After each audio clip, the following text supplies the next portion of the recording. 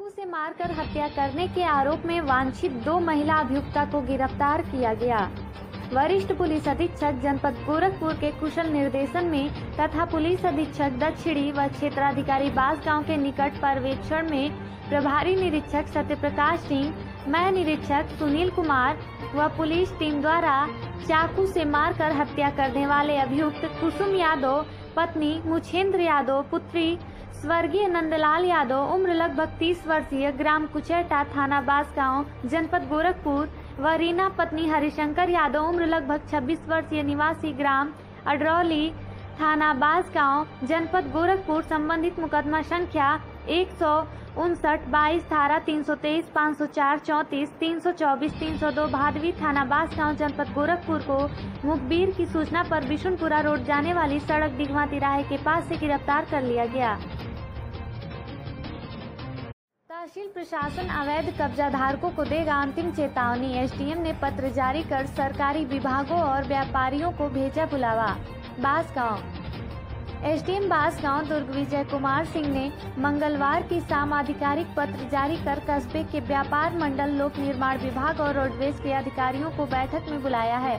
लोक निर्माण विभाग ने कस्बे में अतिक्रमण हटाने के लिए 30 जून गुरुवार तक की समय सीमा निर्धारित किया है, जबकि रोडवेज विभाग ने 4 जुलाई तक की मोहलत दी है। पीडब्ल्यूडी की अंतिम सीमा से महज 24 घंटे पहले तहसील प्रशासन ने अतिक्रमण के मुद्दे पर बैठक बुलाकर गंभीर कार्रवाई के संकेत दे दिए हैं। सूत्रों के मुताबिक अब तक कई बार लोगों को चेतावनी और नोटिस दिया गया, लेकिन हर बार मामला मैनेज हो गया। सार्वजनिक और सरकारी संपत्तियों पर अवैध कब्जे करने के खिलाफ योगी सरकार के कड़े रुख को देखते हुए तहसील प्रशासन द्वारा बुलाई गई बैठक को काफी अहम माना जा रहा है। संचारी रोग के संबंध में किया बैठक। बांसगांव ब्लॉक कार्यालय के मीटिंग हॉल में संचारी रोग के संबंध में जानकारी देते सहायक विकास अधिकारी अजय कुमार सिंह ने बताया कि साफ सफाई का ध्यान रखते हुए बीमारी के प्रति सावधान रहने की आवश्यकता है।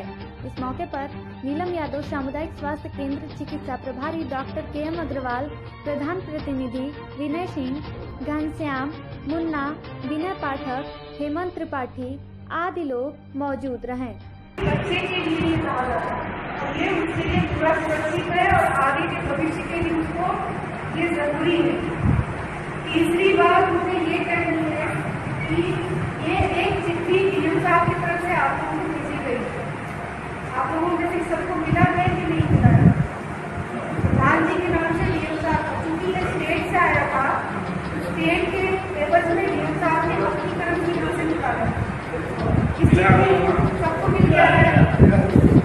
इसमें सिर्फ आपसे निवेदन नहीं कर सकते हैं कि करना ये है तो आपके गांव के लिए एंटायर फंड मिलता है सब सेंटर के लिए, तो आपके गांव में एक स्वास्थ्य केंद्र को लग रहा है, उसके लिए एक एंटायर फंड होगा। उस फंड में से कभी कभी कुछ चीज़ें जो हमारी एनम बहन की फील्ड में जाती है टीकाकरण कराने के लिए, तो कुछ जरूरी चीज़ें होती हैं जो गर्भवती महिलाओं के लिए बहुत जरूरी होता है। अमूमन उनके पास सारी चीजें होती हैं, कभी कुछ बीच में खराब हो जाता है तो हम लोग प्रोवाइड नहीं करा पाते सरकार की तरफ से। इसीलिए एनडीआरएफ फंड का प्रावधान है कि कभी कभी हम इसका प्रयोग करें। इसमें वजन मशीन हो गया, BP हो गया, शुगर जांचने की हो गई, ठीक है, ये सब यूरिन टेस्टिंग हो गया।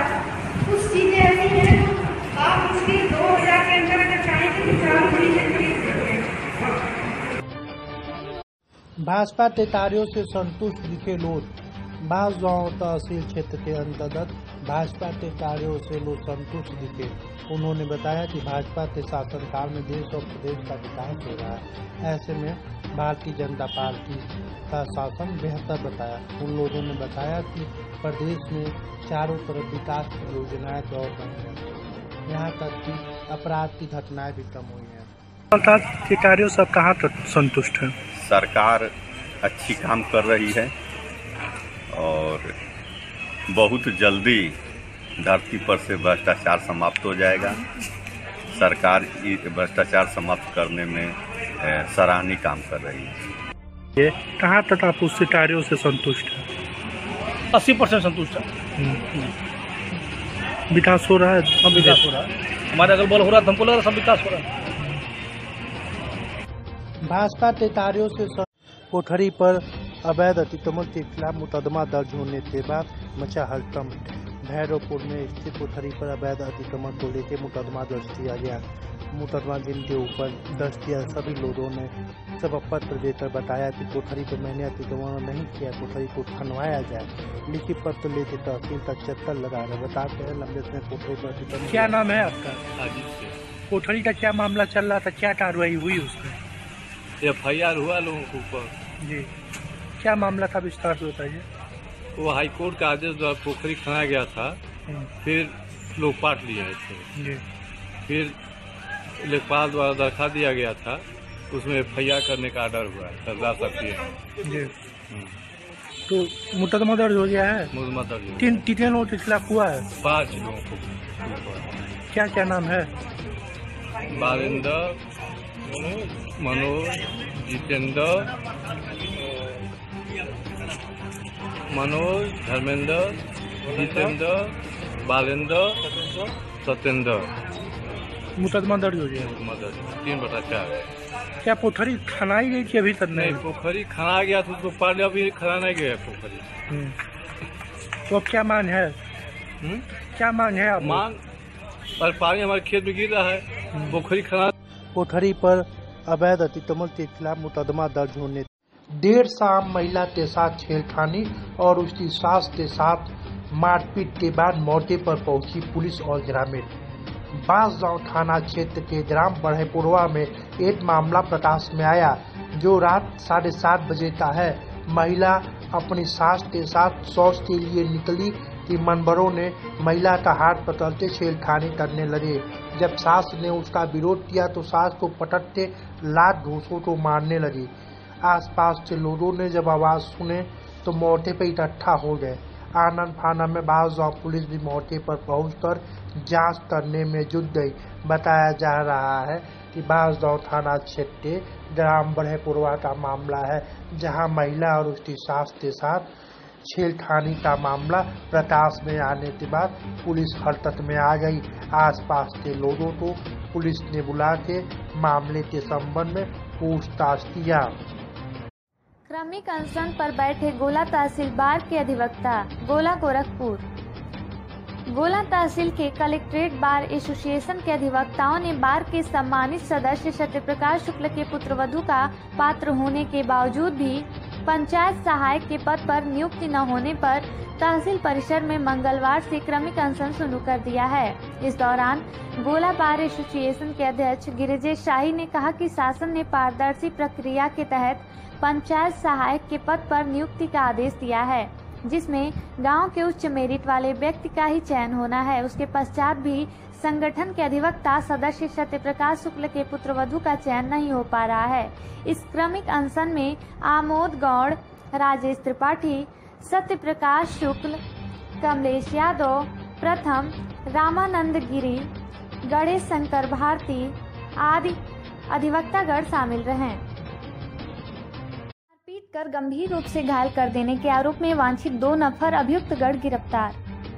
वरिष्ठ पुलिस अधीक्षक जनपद गोरखपुर के कुशल निर्देशन में पुलिस अधीक्षक ग्रामीण दक्षिणी के मार्गदर्शन में व क्षेत्राधिकारी खजनी के पर्यवेक्षण व थानाध्यक्ष सिकरीगंज के नेतृत्व में उप निदेशक विंध्याचल शुक्ल, मैं हमराह कांस्टेबल दिनेश शाह व कांस्टेबल आनंद यादव द्वारा थाना सिकरीगंज पर पंजीकृत मुकदमा संख्या 119/2022 धारा 323, 308 भादवी से संबंधित वांछित अभियुक्तगण राम प्रवेश यादव पुत्र जमुना, उमेश यादव पुत्र जमुना यादव, निवासीगढ़ इमलीडीह खुर्द, सिकरीगंज थाना सिकरीगंज जनपद गोरखपुर को कस्बा सिकरीगंज दुकान से समय 10:30 बजे गिरफ्तार कर अभियुक्तगण के विरुद्ध आवश्यक विधिक कार्रवाई की जा रही है।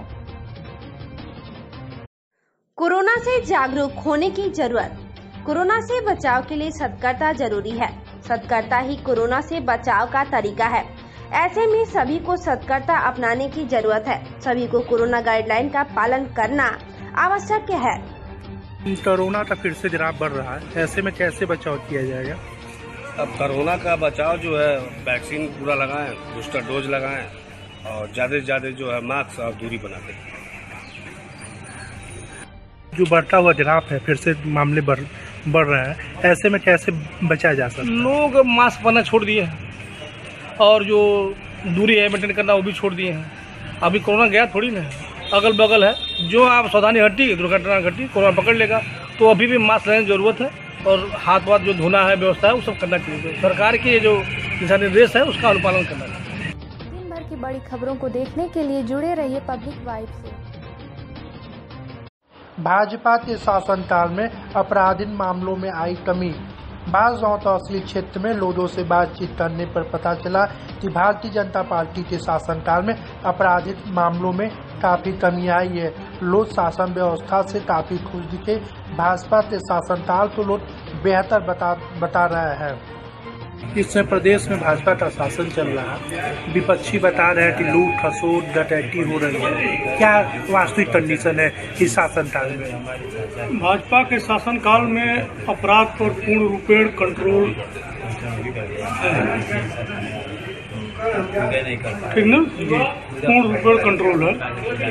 लोगों को दिक्कत नहीं हो रही है? कोई दिक्कत नहीं हो रही है। थोड़ी बहुत दिक्कत तो हर शासनकाल में रहेगी। जैसे सपा के शासनकाल में लूट खसोट हत्या बढ़ी थी, भाजपा के शासनकाल में ऐसा नहीं है। भाजपा शासनकाल में अपराधी प्रदेश छोड़ करके बाहर जा चुके हैं। जो यहाँ रह करके अपराध कर रहा है उसके खिलाफ माननीय योगी जी कड़ी से कड़ी कार्रवाई कर रहे हैं। पुलिस भी यहाँ की सक्रिय है। इस नाते भाजपा के शासनकाल में अपराध पूरी तरह से भाजपा के शासनकाल में अपराधों पे अंकुश लगा, लोग संतुष्ट रहने लगे। अच्छा शासन है। भाजपा के शासनकाल में आपराधिक अधिवक्ताओं ने शांतिपूर्ण ढंग से किया प्रदर्शन। सिविल बार एसोसिएशन बांसगांव के अधिवक्ताओं ने आज शांतिपूर्ण ढंग से किया प्रदर्शन। बताते चले कि गधा और खजनी खानों की मांग को लेकर अधिवक्ता अड़े हुए हैं।